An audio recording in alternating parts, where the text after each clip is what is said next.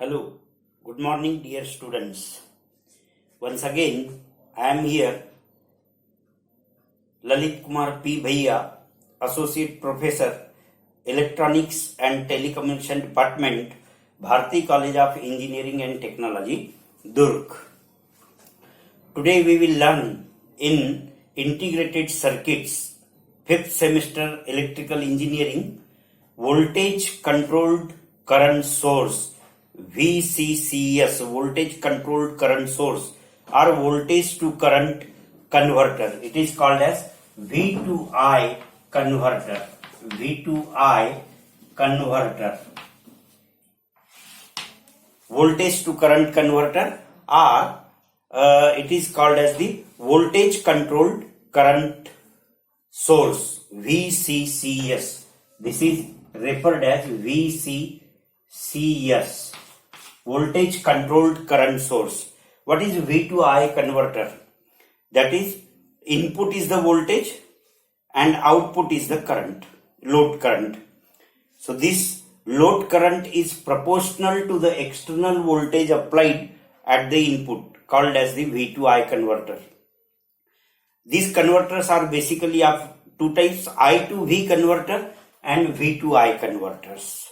Voltage to current converter and current to voltage converters. These two type of converters here we will see, and later on that converters, that is analog to digital converter and digital to analog converters, are different. What is this V to I converter? Here output current I or load current IL is proportional to the input voltage applied, that is external voltage applied. And basically these circuits are used in the most of the instruments also, where it is required that the current should be proportional to the input voltage.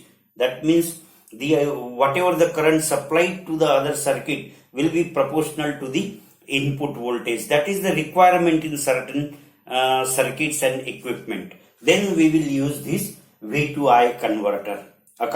Whatever the current, suppose we require the 5 milliampere current, and 5 milliampere current should be proportional to variation up to the 5 volts supposed to be. Then this type of converters we need, and these converters are used with the help of operational amplifiers.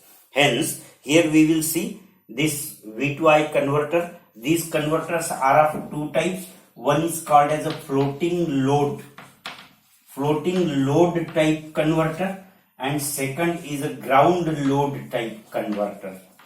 These two types of converters, where the output load may be either a floating type load, there is no ground, and another is a ground, that is RL is connected either to the ground, that is ground type load, or RL is connected to the floating, that is in feedback of the operational amplifier. So this type of converters can be used. Let us see this first one, that is floating load V to I converter. I will draw the circuit over here, and then we will go how the output current is proportional to the input voltage, that we will see. So here this I will use the inverting amplifier. So positive terminal is grounded over here, this will be grounded, and for this inverting amplifier again we will use the resistance at the input side, and at the feedback we will use this feedback resistance, and this output is connected here. What is simply floating load output? So we will not connect this output to any load and ground. Here I will use this feedback resistance as a load resistance. So this feedback resistance will act as a floating load. So I can write here this output current. I can show you this output current will flow through this load IL, and this it is given by RL, load resistance RL, and this input resistance R1, and here this input current is I in, and this voltage is V in. This is the diagram of the voltage to current converter. What I want to control here, this load current, this is called as a floating load IL, which is flowing through this floating resistance. So this IL is controlled by this V in. IL is controlled by this V in. That we have to show that IL is proportional to the V in. So this is a very simple circuit of the floating load V to I converter. The gain of this operational amplifier open loop gain is given by A, and of course the supply is connected over here, dual power supply, plus 15 volt or minus 15 volt or whatever may be up to 15 volt that can be connected. And here we can write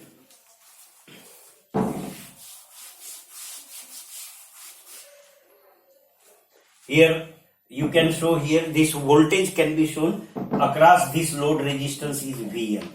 This VL can be shown over across this load resistance. So this is the voltage VL and this is the load resistance RL, which is connected in a floating terminal. So this is simple a floating load V to I converter. Now we can use this is the inverting type of V to I converter in floating load mode. We can also use the non-inverting type here. Only what you have to do, this is to be grounded and this is to be given input terminal. So we will get the non-inverting floating load. What will be the change here? I can ground this one. Here I can ground it and I can apply the V in over here. V in over here. And this current will be flowing in opposite direction from higher potential to lower potential. This will be. So this is the load current will also be in this direction. IL like this, and here this sign of the VL will be, this is positive, this is negative. So this is the non-inverting V to I converter, and previously we have seen V to I converter with inverting terminal. So this is non-inverting V to I terminal. Now we will go for the first one. I will remove this non-inverting and I will ground here the non-inverting terminal, and I will apply here this input voltage at the this inverting terminal, and this current is I in over here, and this current is the IL, direction of the currents. This is the load current IL, and here this is plus, this is minus VL. So this is the inverting type V to I converter, or this is also called as VCCS, voltage controlled current source. So voltage controlled current source. Now what is IL here? What is the value of IL here? IL is equal to this, since the current flowing through this operational amplifier is 0, because non-inverting terminal is grounded here, and therefore virtual ground point is this one. This point is a virtual ground point, and hence voltage at this terminal is 0. Current flowing through into the operational amplifier, that is this inverting terminal, is also 0. There are two reasons. One, we can say the this is grounded and high, very infinite input resistance, infinite ideal for ideal op-amp, infinite input resistance, no current flows through this one, or its open loop gain is infinite, hence the potential difference between these two will be equal to 0, hence no current flows through this inverting terminal, and therefore I in becomes equal to IL. I in becomes equal to IL. So I can write here equal to I in also. Now what is this I in from the diagram? What is the value of I in? I in is equal to V in divided by R1. So this can be write V in divided by R1. Okay. So if we consider this, what is this? I can write here simply IL is proportional to V in. IL is proportional to V in. That is the load current which is flowing in this floating load RL. So this is the load current is proportional to the input voltage. A very simple, and 1 by R1 is called as the constant. 1 by R1, we will take this R1 as a fixed value, this RL is a fixed value, and you can change the value of the current according to the change in the resistance, this R1. You can change the resistance of R1, this 1 upon R1 will change. And if you change the voltage, the continuous change in this load current is also there, as there is a change in input voltage. So this is the output current is proportional to the input current, that you can show input voltage, sorry, output current, load current is proportional to the input voltage, where this load resistance is a floating, that is floating load. This is called as the V to I converter. V to I converter. Input voltage is converted into load current, that is load current is proportional to the input voltage. So this V to I converters are used in many of the applications. Many of the applications these are used, and you can use this V to I converter in another form called as the grounded load form. Now in place of this we will use a ground load. I will show you this circuit diagram over here for the ground load.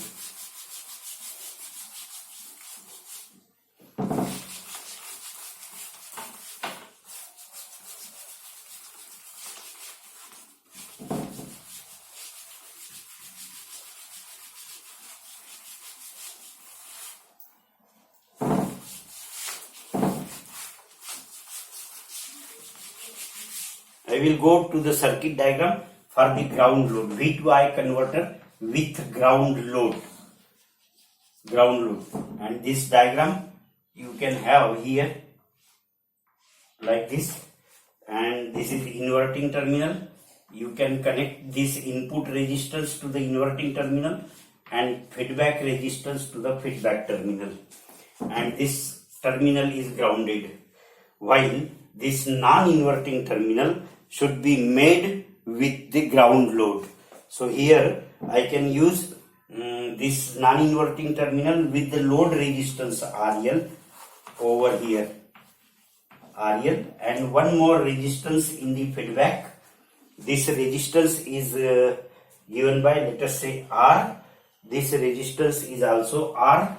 This resistance is also R, and this input resistance, now you can apply the input resistance here, and this is input V in. This is the V in, and this is called as a load resistance RL. RL here, and this voltage across this RL is the VL, and the current flowing through this is the IL, like this. And here this I1 supposed to be I1 and I2. This current is I2 and this current is I1, and this is the IL. And here the current flowing through the into the op amp is 0. Here this current is 0. Okay, so this is the circuit diagram for the ground load. This load is connected to the ground, and I am using here non-inverting terminal, where this resistance and this resistance are used for the negative feedback. So here non-inverting, this is the output supposed to be, this is V0. Let us say this V0 is equal to 2 times of V1, and this voltage is, let us say, V1. So this output comes to be equal to 2 times of V1. Right? And this load current here, if you calculate this load current IL will be again equal to V in divided by R. V in divided by R. That is, IL is proportional to V in. Again, here the load current is proportional to input voltage. That is, again, voltage is converted into this load. Load current is converted from this voltage. That is, voltage to current converter with this floating load. So for floating load, you can have this circuit diagram. So that this load resistance is connected here. Calculate the current I1, calculate the voltage V1. The output voltage will be equal to 2 times V1, and V1 is nothing but the drop across this RL. So here V in upon R plus RL, V in upon R plus RL into RL is the V in, and you put the value of V in over here and calculate the value of I1. So that this load current, this is nothing but load current IL here. This I2 is nothing but IL. Sorry, this current is IL. You can calculate this V in. So this is a simple calculation you can calculate for this V to I converter, that is voltage to converter. So these are the two types of V to I converter. And what are the applications of V to I converter? In low voltage DC voltage, low DC voltage can be obtained from this one. These V to I converters in the television circuits also, in various applications where we need that the current should be proportional to the input voltage, then we need this V to I converter. Later on, in next article, low voltage, like the one of the application is the AC voltmeter. In laboratory you can see the AC voltmeters are there. This AC voltmeter is also required this type of circuit. Later on in next video we will go for the I to V converter.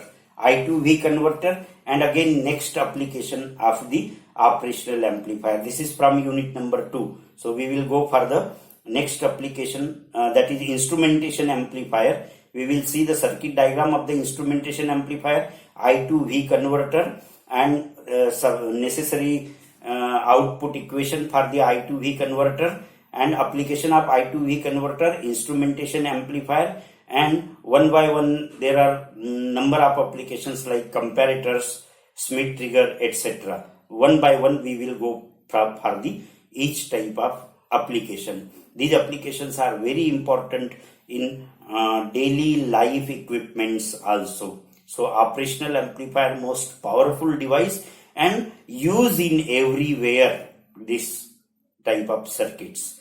So thank you very much for listening this video. Next time we will meet with the another video. Thank you very much.